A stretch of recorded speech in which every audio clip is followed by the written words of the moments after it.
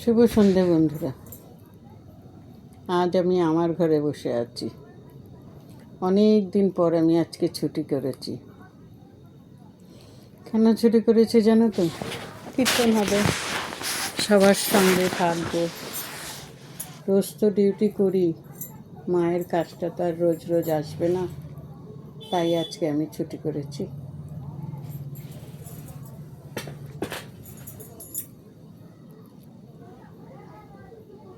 মনটা খুবই খারাপ, কিন্তু তার মধ্যেও লোকের সঙ্গে হেসে খেলেরা থাকতে হচ্ছে।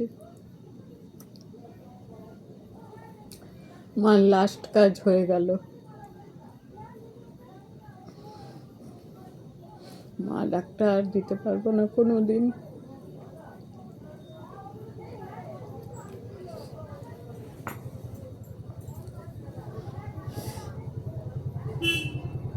যাই হোক, আর একটু পরেই কীর্তনের লোকেরা আসবে, কীর্তন হবে।